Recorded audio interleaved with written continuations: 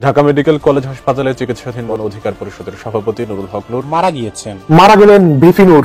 ইন্না লিল্লাহি ওয়া ইন্না ইলাইহি রাজিউন। আজ রাতে ঢাকা মেডিকেল কলেজ হাসপাতালে এক শোকাবহ দৃশ্যের জন্ম হয়। চিকিৎসকদের দীর্ঘ প্রয়াস এবং সর্বোচ্চ প্রচেষ্টা সত্ত্বেও ভিপি নূরকে জীবিত রাখা সম্ভব হয়নি। আসসালামু আলাইকুম সম্মানিত প্রিয় দর্শক, তবে কি এখানে সমাপ্তি ঘটছে ভিপি নূরের? হ্যাঁ দর্শক, হামলার পর থেকে কিন্তু দিন দিন তার অবস্থার আরো অবনতি হচ্ছে। তবে কি এই ঘটনা পরিকল্পিতভাবে করা হয়েছে ভিপি নূরকে মারার জন্য? হ্যাঁ দর্শক, এমনটাই কিন্তু ধারণা করা যাচ্ছে এখন। কারণ এখন পর্যন্ত কিন্তু ভিপি নূরের উপর যারা হামলা করেছে তাদের কাউকেই কিন্তু গ্রেপ্তার করা হয়নি। আর এদিকে কিন্তু ভিপি নূরের অবস্থা খুবই খারাপ যাচ্ছে, যেমনটা কিন্তু দর্শক আপনারা ভিডিওর শুরুতে দেখতে পেয়েছেন। এবার দেখবেন বিস্তারিত। তবে তার জন্য আপনাকে ধৈর্য ধরে সম্পূর্ণ ভিডিওটি কিন্তু কন্টিনিউ করতে হবে, তবে কিন্তু আজকের নিউজটির বিস্তারিত আপনি ভালো করে বুঝতে পারবেন। কারণ দেশের বর্তমান পরিস্থিতি যেভাবে চলছে দর্শক, এতে করে কখন যে কার প্রতি হামলা হয়ে যায় সেটাই কিন্তু একেবারে বলা মুশকিল। তাই আপনার কাছে অনুরোধ থাকবে দর্শক, আপনি যদি আমাদের চ্যানেলের নতুন দর্শক হয়ে থাকেন তবে অবশ্যই আগে চ্যানেলটি সাবস্ক্রাইব করে ভিডিওতে একটি লাইক দিবেন। আর যদি অলরেডি সাবস্ক্রাইব করে থাকেন আপনাকে জানাই অসংখ্য ধন্যবাদ। কারণ একটি সাবস্ক্রাইবে কিন্তু আমাদেরকে পরবর্তীতে আরো গুরুত্বপূর্ণ নিউজগুলি আপনাদের সামনে পৌঁছে দিতে অনুপ্রাণিত করবে। তাহলে চলুন সম্মানিত প্রিয় দর্শক, আর মূল্যবান সময়টুকু নষ্ট না করে আপনাকে সেই গুরুত্বপূর্ণ ভিডিও ক্লিপগুলো আগে এক এক করে দেখিয়ে নিয়ে আসি। আজ রাতে ঢাকা মেডিকেল কলেজ হাসপাতালে এক শোকাবহ দৃশ্যের জন্ম হয়। চিকিৎসকদের দীর্ঘ প্রয়াস এবং সর্বোচ্চ প্রচেষ্টা সত্ত্বেও ভিপি নূরকে জীবিত রাখা সম্ভব হয়নি। প্রত্যক্ষদর্শীরা জানিয়েছেন ডাক্তাররা একের পর এক চেষ্টা চালিয়ে গেছেন। জরুরি ওয়ার্ড থেকে শুরু করে নিবিড় পর্যবেক্ষণ কক্ষে ঘন্টার পর ঘন্টা ধরে তার জীবন বাঁচানোর প্রচেষ্টা চলে, কিন্তু শেষ পর্যন্ত সমস্ত চেষ্টা ব্যর্থ হয়। এই সময় হাসপাতালের পরিবেশে নেমে আসে গভীর নীরবতা আর শোকের ছায়া। পরিবারের সদস্যরা কান্নায় ভেঙে পড়েন, আর উপস্থিত সমর্থকের চোখে মুখে তখনও অবিশ্বাস আর বেদনার ছাপ স্পষ্ট হয়ে ওঠে। চিকিৎসকরা জানিয়েছেন তাদের সর্বোচ্চ প্রচেষ্টা সত্ত্বেও আঘাতের তীব্রতা এমন ছিল যে তাকে বাঁচানো সম্ভব হয়নি। ভাই, আমার খুব কষ্ট হচ্ছে। নুরুল হক নূরের মগজের উপরে যে খুবই নরম হাড় থাকে সেটা ক্ষতিগ্রস্ত হয়েছে।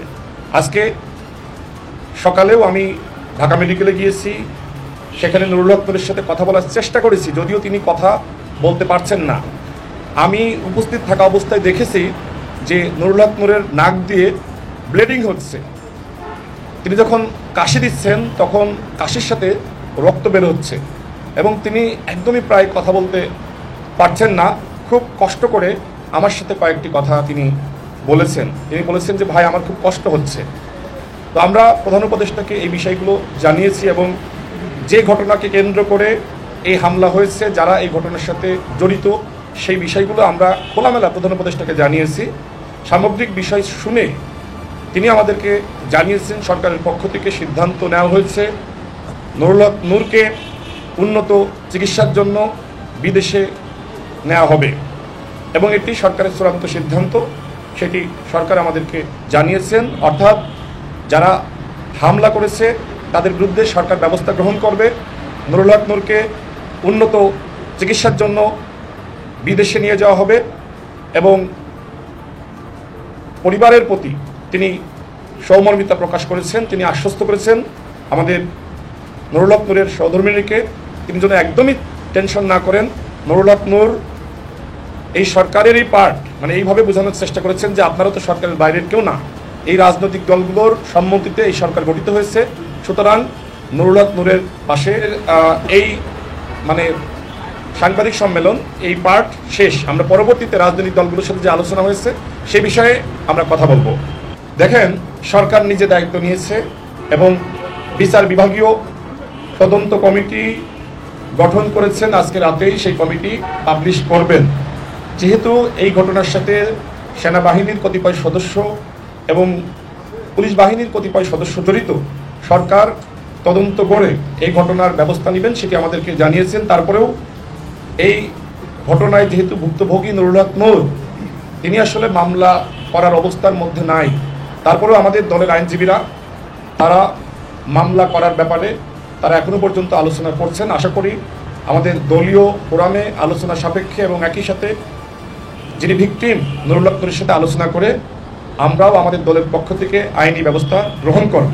কিন্তু সরকার আমাদেরকে যেটি জানিয়েছেন যে তারা এই ঘটনার সুষ্ঠু তদন্ত করবেন এবং যাতে করে নিরপেক্ষ তদন্ত হয়, যারা মূল অপরাধী তারা বের হয়ে আসে, তাদের যথাযথ শাস্তির ব্যবস্থা করতে পারে, সেই উদ্যোগ সরকারের পক্ষ থেকে নেওয়া হবে। আমি খুবই আড়ালে থাকতে পছন্দ করি, আমি আমার মতো করি। হয়তো আমার হাজবেন্ড রাজনীতি করে বা দেশের জন্য কথা বলে, সে তার মতো, বাট আমার লাইফটা সম্পূর্ণই আলাদা। কিন্তু তারপরেও আমাকে এই মিডিয়ার সামনে আসতে বাধ্য হলাম। 29 তারিখ যখন ঘটনাটা ঘটে, আমি লাইভ দেখছিলাম, তো আমি কখনো মানে কল্পনা করতে পারি নাই, মানে স্তব্ধ হয়ে গেছি। বলার মানে আমার এটা বর্ণনা করার মতো আমি ভাষা খুঁজে পাচ্ছি না যে এই বাংলাদেশে মানে আমি আমার ভাষা আমি প্রকাশ করতে পারতেছি না যে এই বাংলাদেশে নূরের উপরে এই ধরনের গত 8 বছরে ফ্যাসিস্ট আমলেও এতটা নৃশংসভাবে ন্যাক্কারজনক হামলা ওর উপরে হয় নাই। ডাকসুতে ওর উপরে অবশ্যই হয়েছে, সেটাও কম না, বাট সেটা ছিল আওয়ামী ফ্যাসিস্ট, ছাত্রলীগ, যুবলীগ, মানে আওয়ামী লীগের আমলে। সেটা মানে এই প্রশাসনের এই দেশে মানে এই সময়ে এসে এভাবে ওর উপরে এই ধরনের আক্রমণ হবে, যা আমার মানে কল্পনা অতীত। শারীরিক কন্ডিশনটা মানে এখন এমন অবস্থায় এসে দাঁড়িয়েছে, প্রথমে আমাদেরকে ডক্টর মানে আশ্বস্ত করছিলেন যে আমরা 36 ঘন্টা তাকে অবজারভেশন করে তারপরে একটা জানাবো। বাট ওর উপরে এতটা মানে করা হয়েছে, আঘাত করা হয়েছে শারীরিকভাবে, ওর ব্রেইনে এবং নাকে মানে চোয়ালে যে ইগুলা হয়েছে, ইন্টারনালিও অনেক ওর মানে মেরুদণ্ডে। আর মানে ওরা বলছিল যে ডক্টর বলছিলেন যে আমাদের 36 ঘন্টা পরে মানে আমরা বলতে পারবো যে তার অবস্থাটা কি। বাট ওর হ্যাঁ জ্ঞান ফিরছে তাকায়, বাট ওর যে শারীরিক কন্ডিশন মানে সেটা ওর আগে প্রথমে বলছিল তারা 36 ঘন্টা, তারপরে এখন তারা মানে আমার মিডিয়ার সামনে আসা এই জন্যই যে এখন তারা বলতেছে যে 72 ঘন্টা পর ছাড়া আমরা বলতে পারতেছি না।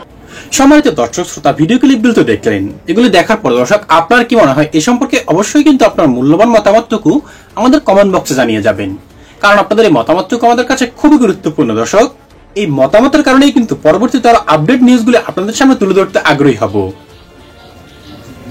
কারণ বর্তমানে দেশের যে পরিস্থিতি চলছে দর্শক, তাতে করে কখন কি হয়ে যায় সেটা কিন্তু একেবারে বলা মুশকিল।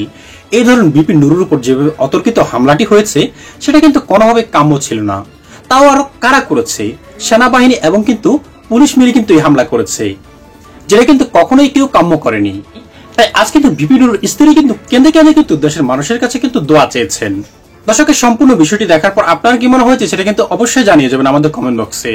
তাই আজ আর কথা বাড়ি আপনার মূল্যবান সময়টুকু নষ্ট করবো না দর্শক। আজ এ পর্যন্তই, সকলে অনেক ভালো থাকবেন, খোদা হাফেজ। তবে তার আগে একটি কথা না বললেন না দর্শক, আমরা এতক্ষণ ধরে যত ভিডিও ক্লিপগুলো আপনাদেরকে দেখিয়েছি এবং যত ফুটেজগুলি আপনাদের সামনে তুলে ধরেছি সবকিছু কিন্তু আমরা সোশ্যাল মিডিয়া থেকে সংগ্রহ করেছি। এখানে আমাদের নিজস্ব কোনো বক্তব্য অথবা মতামত নেই। ভালো থাকবেন দর্শক।